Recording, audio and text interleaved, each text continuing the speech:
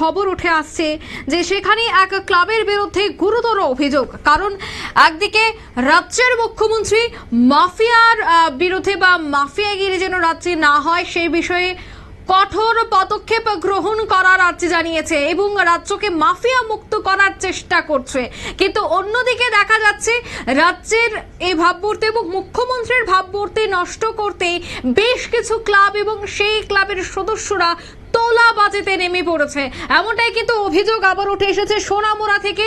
সোনামুড়া চৌমুনি ভাঙ্গারপাড় এলাকায় জানা গেছে 2 ঘন্টা জায়গা নিয়েছিল জহিরুল ইসলাম এবং তার স্ত্রী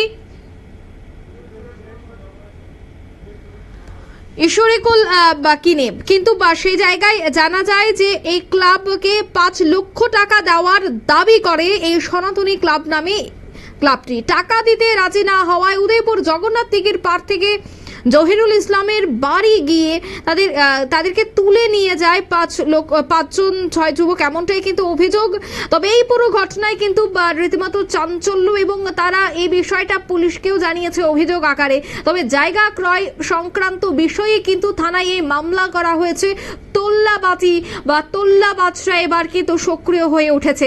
একদিকে রাজ্যের মুখ্যমন্ত্রী যখন বারবার মাফিয়া মুক্ত থাকার জন্য বা মাফিয়া মুক্ত রাজ্য করার চেষ্টা করছেন, অন্যদিকে ক্লাবকে সামাজিক কাজকর্মে এগিয়ে আসার বার্তা দিচ্ছেন।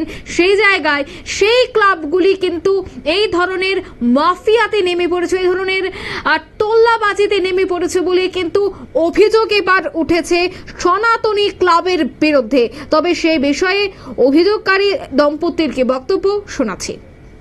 সিগনেচার করাইয়া রাখছি, এরপর তো আমারে কইছে যদি যতক্ষণ সিগনেচার দিয়া সেটা চেক না দেয় ততক্ষণ অব্দি আমার হাজব্যান্ডে থাকতো না। আমার হাজব্যান্ড কই আছে তারা আমার লোকেশনে ঠিকভাবে বলেনি। এরপরে বলছে তুমি বউ আমরা জামজুরি আসি, আমরা ইমুক জায়গায় আসি, আমার এমনি উল্টা ফাল্টা করাইতেছে তারা কখন চেক দো নইলে তোমার হাজব্যান্ডে থাকতো না। 5 লক্ষ টাকা চেক দো কয়েছিল, আমার থেকে চেক নিচে নেওয়ার পরে ফটো একটা তুলে রাখছে আমার সহতা। টাকা চাইছিল ক্লাবে খবর দিচ্ছে টাকা দেওয়ার লেগে, আমি টাকা দিতাম, গেছি না দীক্ষা আমার এই অবস্থা করছে।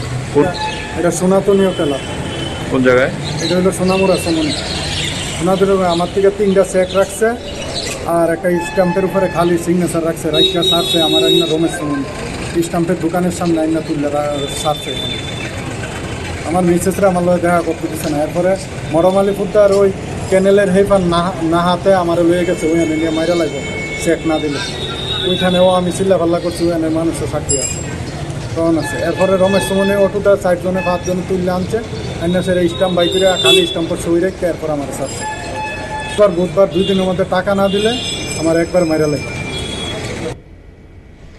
আপনারা শুনলেন তাদের অভিযোগ। তোল্লাবাজির রমরমা উদয়পুরের এই এলাকায় এবং জানা গেছে উদয়পুরের সোনামুড়া চৌমুনির ভাঙ্গারপাড় এলাকার এই ঘটনা, যেখানে জানা গেছে যে 2 ঘন্টা জায়গা ক্রয় করার পর ক্লাবের পক্ষ থেকে বলা হয় যে 5 লক্ষ টাকা দিতে হবে।